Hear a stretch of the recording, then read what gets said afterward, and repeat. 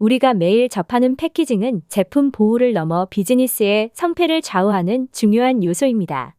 그래서 패키징 기업 종사자들은 최신 시장 동향, 글로벌 규제, 혁신 기술 등에 관한 정보를 쉼없이 확인하고 인지할 필요가 있습니다. 올 패키징 TV는 매주 빠르게 변화하는 국내외 패키징 산업의 핵심 소식을 전달하는 것은 물론 업무에 도움이 되는 인사이트를 제공합니다.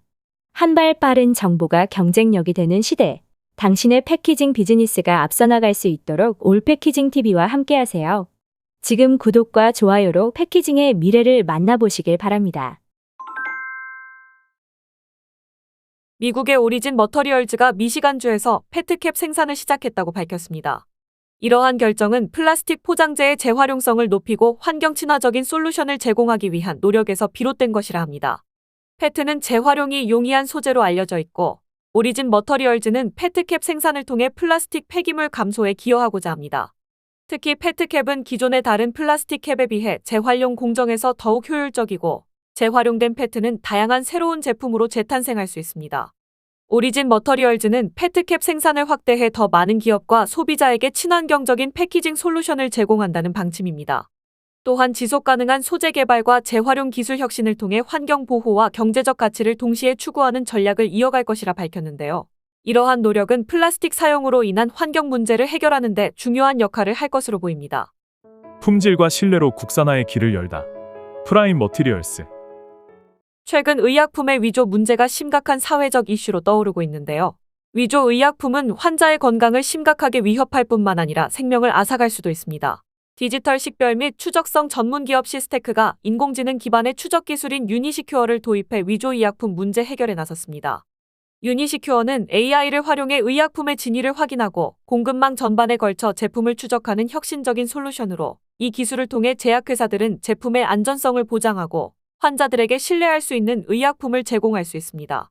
의약품의 위조 방지는 기업의 이익을 지키는 것을 넘어 국민의 건강과 직결된 문제이기에 첨단 기술의 도입은 매우 중요한 의미를 지니며 앞으로도 지속적인 관심과 노력이 필요합니다. 또한 간단한 디지털 워터마크 기술을 이용해 패키징의 위조 방지 기능을 적용할 수도 있는데요. 자세한 내용은 올 패키징의 커넥티드 패키징 컨설팅에서 확인하실 수 있습니다. 식품용 자동 포장기계 자동화기기 제작, 주식회사 승창. 시장조사기관인 이노바마켓 인사이트가 커넥티드 플랫폼이 중심이 되는 2025년 최고의 패키징 트렌드를 공개했습니다. 커넥티드 기술은 패키징을 디지털화된 플랫폼으로 전환함으로써 폐기물 관리에서부터 브랜드와 소비자 참여에 이르기까지 패키징 관련 가치 사슬을 변화시킬 것이라는 기대를 받고 있습니다. 더욱이 AI 시스템의 출현은 이러한 산업 변화를 강화하고 가속화할 것으로 보이는데요. 실제로 커넥티드 패키징은 소비재 산업 전반에 걸쳐 빠른 속도로 확산되고 있습니다. RFID, QR코드, 보이지 않는 디지털 워터마크와 같은 IT 기술은 순환경제 실현, 공급망의 투명성과 디지털 마케팅의 혁명을 일으킬 수 있는 힘을 가지고 있습니다. 최근 유럽연합 집행위원회가 투명성과 지속가능성을 발전시키기 위해 지속가능한 제품을 위한 에코디자인 규정의 일환으로 디지털 제품 여권을 제안할 것이라 밝혔습니다. 디지털 제품 여권 역시 재료 유형 및 등급, 재활용 가능성 자격증명을 포함한 패키징 특성을 지정할 수 있어서 AI 기술과 만나 정확한 재료 정보를 제공하고 공급망의 효율성과 투명성을 개선하는 동시에 순환 경제를 향상시킬 것으로 보입니다.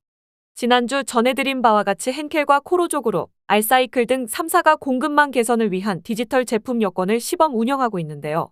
커넥티드 패키징은 브랜드와 소비자 간의 양방향 커뮤니케이션 채널로서 기업이 빅데이터 분석을 통해 제품 및 서비스를 최적화하거나 개인화할 수 있도록 지원할 것입니다. 커넥티드 패키징은 기존의 제조 기술 변화와 다른 차원의 변화입니다.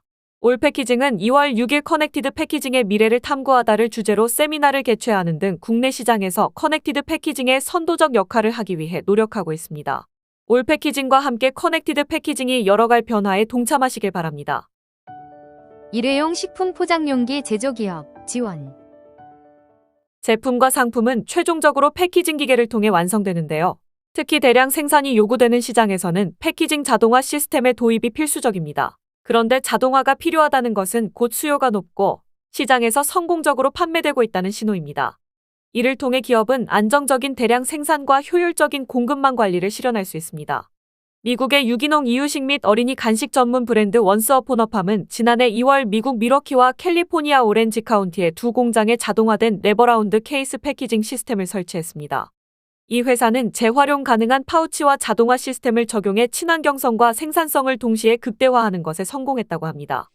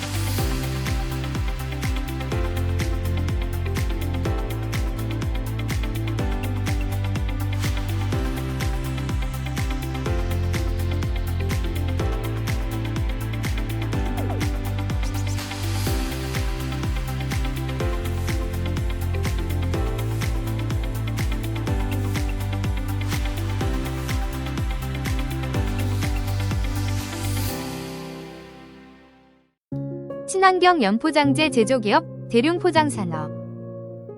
엑손모빌, 구라레이, 알리코가 협력해 PET와 PVDC를 사용하지 않는 고성능 수축 배리어 패키징 서모플렉스 플러스 B를 개발했다고 밝혔습니다.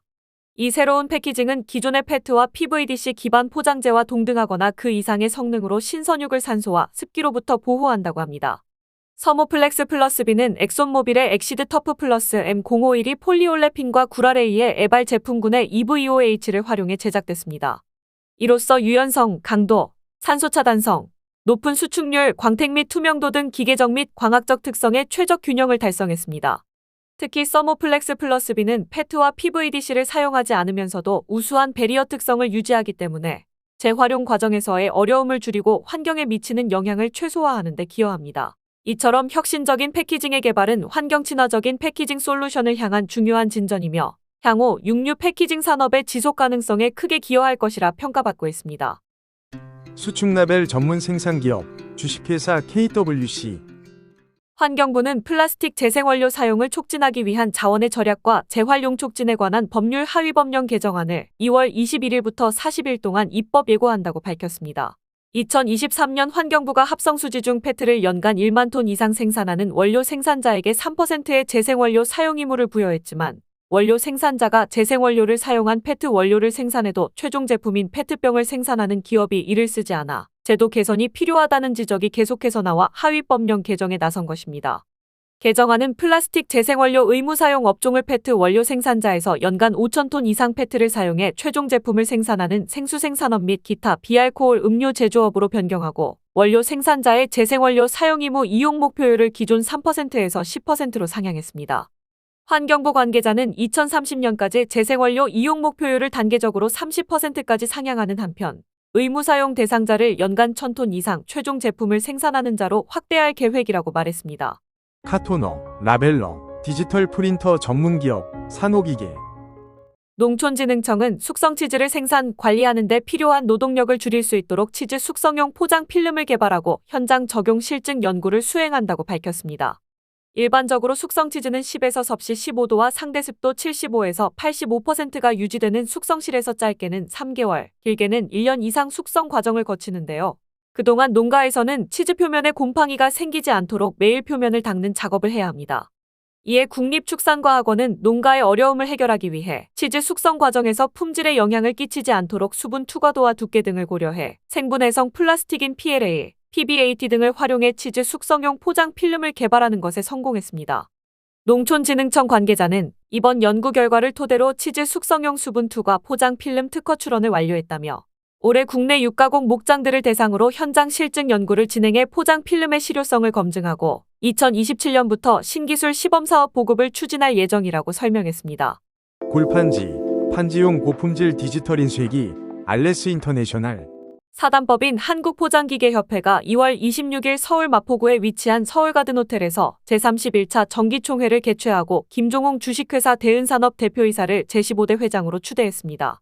김종웅 한국포장기계협회 신임 회장은 취임사를 통해 한국포장기계협회 회장은 국내 포장기계 산업을 대표하는 자리라며 회원사권익의 최우선, 회원사 간 친목 및 단합 강화, 꼭 필요한 재정 집행, 전시회 지원 확대 등을 통해 세계 속에 우뚝 설 수 있는 협회가 되도록 최선을 다할 것이라고 밝혔습니다. 올해 포장기계협회는 6월에 태국 프로페가시아 2025, 10월에 인도네시아 올팩 인도네시아 2025에서 한국관을 운영할 예정입니다.